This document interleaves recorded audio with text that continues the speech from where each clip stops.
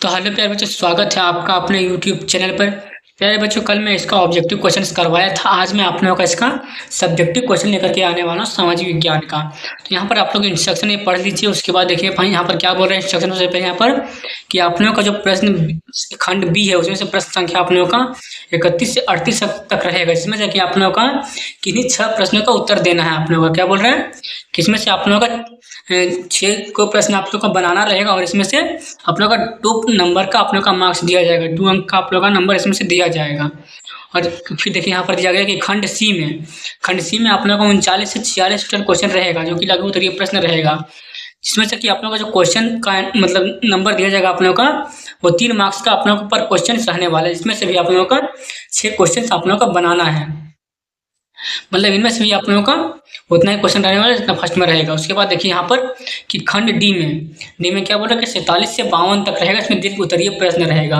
क्या बोल रहा है इनमें से किन्हीं 4 प्रश्नों का उत्तर देना है आप लोगों का। क्या बोल रहे हैं कि इनमें से किन्हीं 4 प्रश्नों का आप लोगों का उत्तर देना है। इस प्रश्न का मान जो आप लोगों का रहेगा तो यहाँ पर देखिए 5 नंबर का आप लोगों का इसमें दिया जाएगा प्रत्येक क्वेश्चन पर। तो इसके बाद जो क्वेश्चन है वो हम लोग देखते हैं। सबसे पहले क्वेश्चन इसमें से पहले मेरा क्या बोल रहे हैं, सबसे पहले हम इसका खंड बी का क्वेश्चन देखेंगे। तो इसमें से मेरा फर्स्ट क्वेश्चन क्या बोल रहा है कि भारत में राष्ट्रवाद से आप क्या समझते हैं।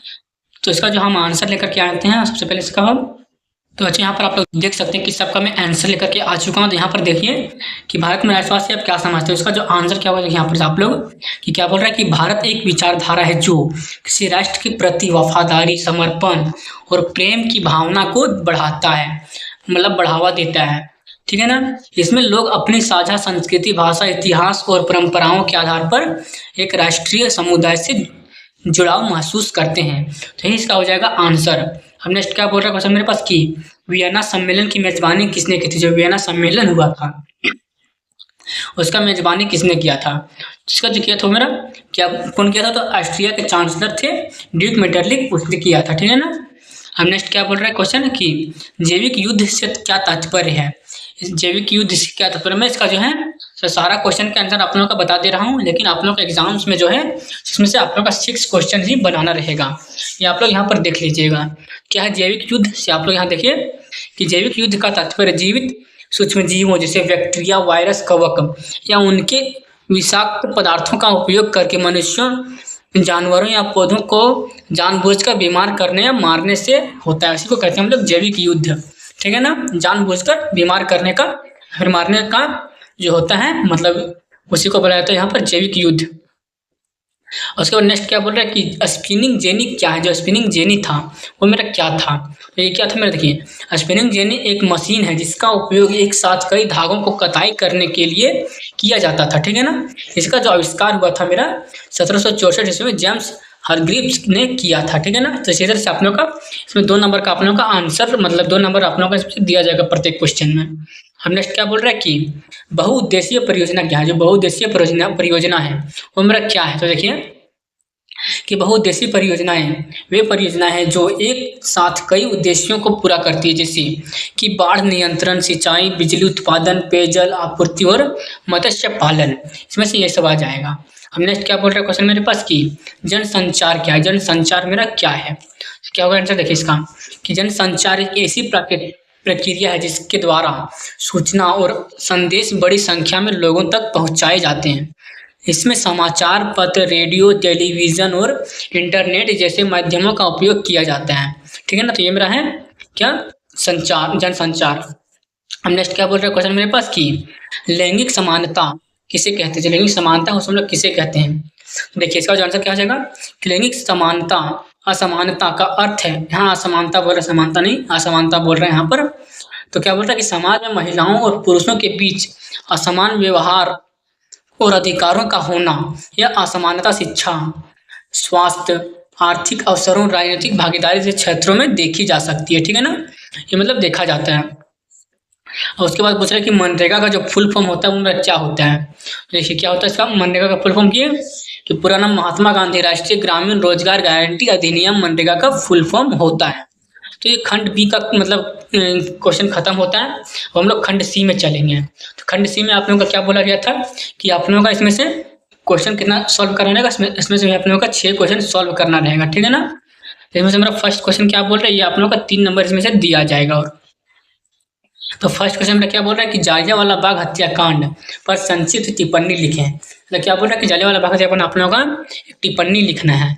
देखिए क्या होता है टिप्पणी इसका, देखिए यहाँ पर पढ़िए कि 13 अप्रैल 1919 को अमृतसर के जालियांवाला बाग में एक शांतिपूर्ण सभा चल रही थी जिसमें हजारों लोग इकट्ठा हुए थे। तो आप लोगों को पता होगा कि यह सभी रोलेक्ट एक्ट और 2 राष्ट्रवादी नेताओं की गिरफ्तारी का विरोध करने के लिए आयोजित की गई थी। ये आप लोगों को पता होगा कि जो 2 राष्ट्र मतलब वाले थे नेताओं को गिरफ्तार कर लिया गया था इसके बारे में, और उसके बारे में यहाँ पर मतलब एक विरोध चल रहा था। और यहाँ पर क्या बोल रहा है कि तो क्या क्या हुआ, तो देखिए यहाँ पर उसके बाद कि जनरल डायर ने बिना किसी चेतावनी में बाग के एकमात्र प्रवेश द्वार को बंद कर दिया। मतलब क्या बोल रहे हैं, मतलब जो अमृतसर था वहाँ पर जो जहाँ जालियांवाला बाग हत्याकांड मतलब जालियांवाला बाग में जहाँ पर मेला लगा हुआ था वहाँ पर क्या था, मात्र एक रास्ता था जाने के लिए, जिसको क्या किया कि जो जनरल डायर था वो घेर लिए मतलब उसको, और क्या हुआ कि फिर बंद कर दिया और निहत्थे लोगों पर गोली चला दी। और क्या किया उसने उन्होंने कि गोली चला दिया। इस हत्याकांड में सैकड़ों लोग मारे गए और हजारों घायल हुए। इस घटना ने भारतीय स्वतंत्रता संग्राम में एक महत्वपूर्ण मोड़ ला दिया और ब्रिटिश शासन के प्रति लोगों का गहरा आक्रोश पैदा हुआ। यही था इसका टिप्पणी, एक छोटा सा टिप्पणी 5 मतलब 3 नंबर का। तो हो सकता है कि ये क्वेश्चन आप लोग का 5 नंबर में पूछ दिया जाए, तो आप लोग का इसी से मतलब बढ़ा चढ़ा के आप लोग का लिख देना है, और भी बहुत कुछ में जुड़ सकता है, लेकिन मैं इसमें से इतना ही लिखा हूँ क्योंकि मेरे 3 नंबर में क्वेश्चन पूछा गया था। ठीक है ना।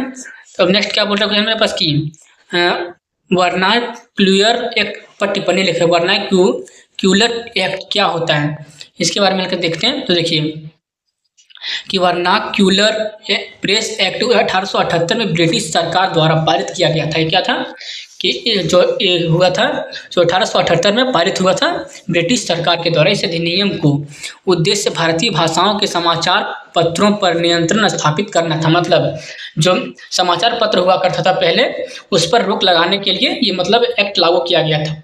ठीक है ना। इस एक्ट के अनुसार सरकार किसी भी समाचार पत्र को सरकार विरोधी सामग्री छापने पर जब्त कर सकती थी। क्या बोल रहा है कि सरकार विरोधी अगर आप छापेंगे तो आपका जब्त कर लीजिएगा, वही यहाँ पर बोला गया था। इससे भारतीय पत्रकारों और राष्ट्रवादियों में भारी असंतोष फैल गया। तो यही था इसका कारण। ठीक है ना। इसका मतलब टिप्पणी यही इसका हो जाएगा। हम नेक्स्ट क्या बोल रहे हैं क्वेश्चन मेरे पास की वनस्पति जगत में प्राणी जगत में अंतर लिखें। क्या बोल रहे हैं कि वनस्पति जगत एवं प्राणी जगत में आप लोगों का अंतर लिखना है। तो देखिए यहाँ पर क्या बोल रहे हैं आंसर में कि वनस्पति जगत और प्राणी जगत में प्रमुख अंतर है। देखिए यहाँ पर कि पहला होगा मेरा वनस्पति जगत। तो आप लोग अगर नहीं लिख पाइएगा तो इससे आप लोग क्या करना, डिफिनेशन आप लोग का लिख देना है इसका पूरा, तो वही हो जाएगा इसका डिफिनेशन सबसे बेस्ट हो जाएगा। तो देखिए कि इसमें किसी विशेष क्षेत्र या क्षेत्र या समय में पाए जाने वाले सभी पौधे शामिल होते हैं। पौधे अपना भोजन प्रकाश संश्लेषण की प्रक्रिया में स्वयं बनाते हैं। ये मेरा क्या हो जाएगा वनस्पति जगत। अब प्राणी जगत क्या हो जाएगा कि देखो किसी विशेष इसमें किसी विशेष क्षेत्र या समय में पाए जाने वाले सभी जानवर शामिल होते हैं। जानवर अपने भोजन के लिए पौधों या अन्य जानवरों पर निर्भर रहते हैं, उसको हम लोग कहते हैं प्राणी जगत। ठीक है ना। ये जो इसका डिफरेंस। हम नेक्स्ट क्या बोल रहे हैं क्वेश्चन मेरे पास की मोटे अनाज से क्या तात्पर्य, जब मोटा अनाज उससे मेरा क्या तात्पर्य होने वाला है।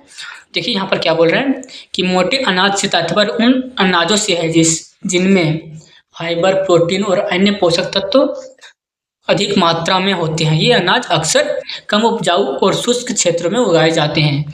उदाहरण के लिए ज्वार, बाजरा और रागी मोटे अनाज के श्रेणी में आते हैं। यही होता है मोटा अनाज। ठीक है ना।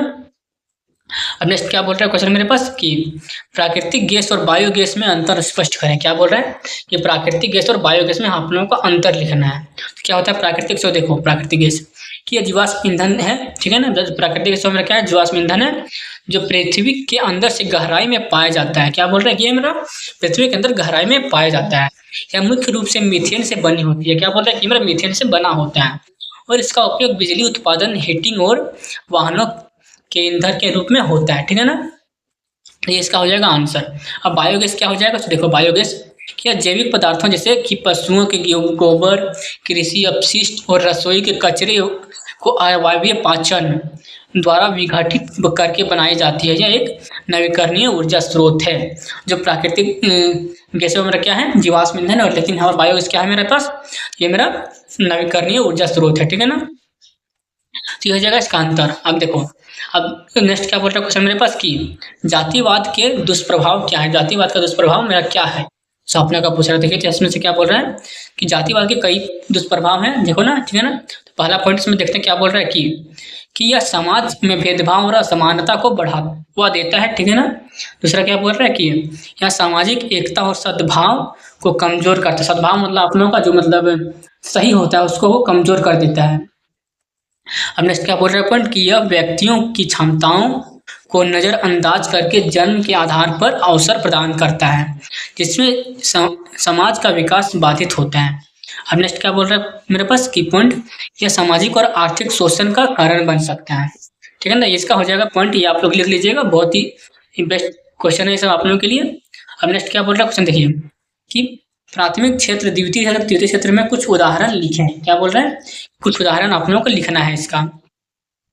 तो यहाँ देखिए फर्स्ट में मेरा हो जाएगा प्राइमरी क्षेत्र, ठीक है ना, प्राथमिक क्षेत्र। तो इसमें से क्या आ जाता है, देखो जो कृषि आ जाता है, वन की आ जाता है, मत्स्य पालन आ जाता है और खनन आ जाता है, ये मेरा प्राथमिक क्षेत्र में आ जाता है। द्वितीय क्षेत्र में कौन सा आ जाएगा मेरे, देखो कि वही निर्माण में आ जाएगा द्वितीय क्षेत्र, जैसे कि कपड़ा का उद्योग, इस्पात उद्योग और खाद्य प्रसंस्करण, ये हो जाएगा। तृतीय क्षेत्र में क्या हो जाएगा मेरे पास, देखो कि बैंकिंग हो जाएगा, शिक्षा हो जाएगा, परिवहन हो जाएगा, स्वास्थ्य सेवा हो जाएगा और पर्यटन स्थल हो जाएगा, ये मेरा सेवा के लिए हो जाएगा। आप देखो नेक्स्ट क्या बोल रहा है क्वेश्चन मेरे पास कि लोकतांत्रिक सरकार की विशेषताएं लिखें। लोकतांत्रिक सरकार की विशेषताएं को बताना और लिखना है। तो देखो क्या होता है, लोकतांत्रिक सरकार की मुख्य विशेषताएं निम्नलिखित है। पहला क्या है मेरा, जनता का शासन। इसमें से क्या होता है कि इसमें सरकार जो है जनता के द्वारा चुना जाता है, ठीक है ना। अब नेक्स्ट क्या बोल रहा है कि समानता और स्वतंत्रता के हो जाएगा। तो इसमें से क्या बोलता है कि सभी नागरिकों को कानून के समक्ष समान माना जाता है और उन्हें अभिव्यक्ति, धर्म और अन्य स्वतंत्रताएं प्राप्त होती है। इसी को बोलता है समानता या स्वतंत्रता। अब नेक्स्ट क्या हो जाएगा, कानून का शासन। तो इसमें क्या हो जाएगा कि सरकार कानून के अनुसार चलती है, ना कि किसी व्यक्ति की इच्छा के अनुसार, ठीक है ना। तो इसका हो जाएगा कानून का शासन। अब नेक्स्ट क्या बोल रहा है कि बहुमत का शासन। इसमें क्या बोला जाता है कि निर्णय बहुमत के आधार पर लिए जाते हैं, लेकिन अल्पसंख्यकों के अधिकारों का भी सम्मान किया जाता है। इसमें से मतलब सभी का सम्मान किया जाता है और अल्पसंख्यकों को भी इसमें से। इस जगह पर बहुमत का शासन। अगर यही क्वेश्चन आप लोगों का 5 नंबर में आता है तो आप लोगों का क्या करना है कि इसी को आप लोगों का इसी पॉइंट्स को आप लोगों को बस थोड़ा लंबा लंबा लिख देना है अपने हिसाब से। मतलब आप लोग ये पढ़े होंगे तो आप लोग जरूर इसके बारे में जानते होंगे बहुत कुछ, आप लोग जरूर लिख लीजिएगा इसको। अब मेरा खंड सी खत्म होता है, खंड डी की ओर हम चलते हैं 5 नंबर वाला क्वेश्चन में। इसमें से कि आप लोगों का जो क्वेश्चन सॉल्व करना है वो कितना सॉल्व करना है। तो आपने इसमें से मेरा फर्स्ट क्वेश्चन क्या बोल रहा है, खंड डी में क्या बोल रहा है कि जर्मनी एकीकरण की प्रक्रिया का संक्षेप में वर्णन कर। जर्मनी का जो एकीकरण है उसका मेरा प्रक्रिया को संक्षेप वर्णन करना है। तो ये मेरा 5 नंबर का क्वेश्चन पूछा गया है, तो इसके बारे में आप लोग अच्छे से लिख लीजिएगा। हाँ नहीं तो हम यहाँ पर दे दिया हूँ, यहाँ आप लोग लिख सकते हैं। क्या बोल रहा है कि जर्मनी का एकीकरण 19वीं सदी के मध्य में शुरू हुई थी, एक लंबी प्रक्रिया थी, ठीक है ना। इस प्रक्रिया के नेतृत्व प्रशिया के प्रधानमंत्री ऑटो वन बिस्मार्क ने किया था। उन्होंने लौह रक्त की नीति अपनाई और 3 युद्धों डेनमार्क, ऑस्ट्रिया और फ्रांस के खिलाफ के माध्यम में जर्मन राज्यों को एकजुट किया। 1871 में प्रशिया के राजा विलियम प्रथम को एकीकृत जर्मनी का सम्राट घोषित किया गया था उस टाइम पर, ठीक है ना, जिससे एकीकरण की प्रक्रिया पूरी हुई। तो इसका छोटा सा हो जाएगा संक्षेप में टिप्पणी, ठीक है ना। अब नेक्स्ट क्या बोल रहा है मेरे पास क्वेश्चन की असहयोग आंदोलन असफल क्यों हुआ था। जो असहयोग आंदोलन मेरा असफल हुआ था वो मेरा क्यों हुआ था, इसके बारे में आप लोगों को बताना है। तो अगर आप लोग इसका आंसर लिख लीजिएगा खुद से। वैसे मेरा फर्स्ट क्वेश्चन क्या बोल रहा है कि असहयोग आंदोलन को असफल होने के कई कारण थे। पहला कारण क्या था मेरा कि चोरी के हो जाना, चोरी घटना होना, ठीक है ना। इसमें क्या हुआ था कि 1922 में चोरी कांड हुआ था, जो कि हिंसक घटना के था, जो कि महात्मा गांधी जिसके कारण कि महात्मा गांधी क्या कहते थे आंदोलन को वापस ले लिया था।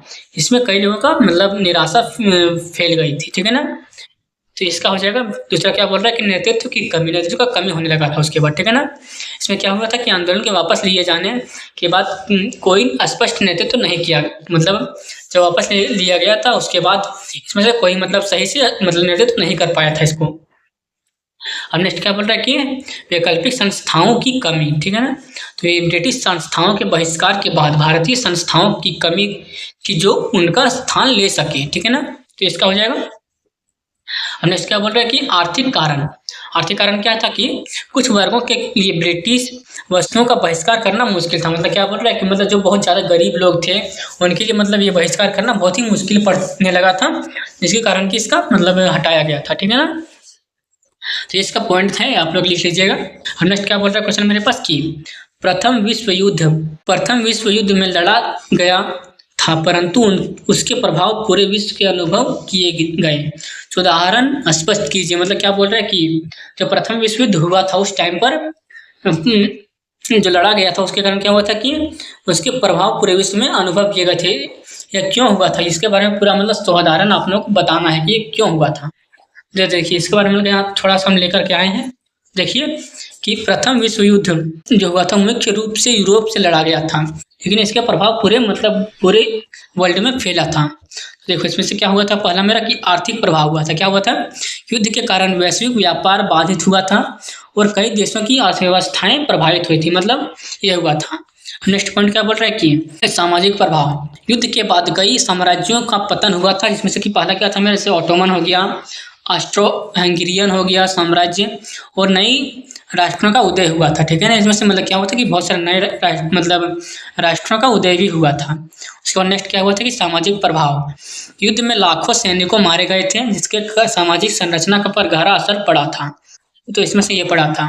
उसके बाद क्या हुआ था कि उपनिवेशों पर प्रभाव, इसमें से क्या होता है कि युद्ध में भाग लेने वाले उपनिवेशों में राष्ट्रवाद की भावना मजबूत हुई, जिससे स्वतंत्रता आंदोलन को बल मिला। तो इसका हो जाएगा नेक्स्ट पॉइंट। तो इस तरह से आप लोग इसमें से 4 पॉइंट मैं दे दिया हूँ, अगर आप लोग लिख सकते हैं इसका। ठीक है ना, अब नेक्स्ट क्या बोल रहा है मेरे पास की मुद्रण संस्कृति ने भारत में राष्ट्रवाद के विकास में क्या मदद की। क्या बोल रहे हैं कि मुद्रण संस्कृति जो था भारत में किस प्रकार राष्ट्रवाद में मदद किया था। तो देखो कि मुद्रण संस्कृति भारत में राष्ट्रवाद के विकास की महत्वपूर्ण भूमिका निभाई थी। ठीक है ना, इससे पहला पॉइंट क्या बोल रहा है मेरे पास की विचारों का प्रसार, इसमें से क्या बोल रहा है कि समाचार पत्रों, पत्रिकाओं और किताबों के माध्यम से राष्ट्रवादी विचारों, राजनीतिक चेतना का प्रसार हुआ था, मतलब समाचार पत्र के द्वारा। उसके बाद क्या बोल रहे हैं कि एकजुटता का होना, इसमें विभिन्न क्षेत्रों के लोगों का एक समान विचार और पहचान से जोड़ा गया।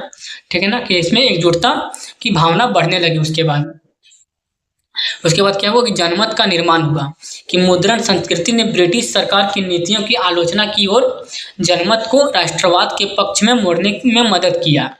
इसका हो जाएगा आंसर। अब नेक्स्ट क्या बोल रहा है क्वेश्चन मेरे पास कि शिक्षा का प्रसार, इसमें शिक्षा और ज्ञान के प्रसार में मदद की, जिससे लोग अपने अधिकारों के प्रति आर्थिक अधिक जागरूक हुए थे। इसका हो जाएगा ये 4 पॉइंट, ये आप लोग यहाँ पर देख सकते हैं। अब नेक्स्ट क्वेश्चन क्या बोल रहा है मेरे पास कि भारत में रबी फसल और खरीफ फसल के अंतर स्पष्ट कीजिए। इसमें से आप लोगों का ये 5 नंबर का क्वेश्चन पूछा गया है, तो आप लोग इसका जो पूरा मतलब आप लोग अगर इसके बारे में जानते होंगे अच्छे से, तो आप लोग इसका अच्छे से लिख लीजिएगा इसके बारे में। ठीक है ना, ये मेरा शॉर्ट आंसर लिखा गया इसमें से गलती से। ठीक है ना, इसका लिख लीजिएगा।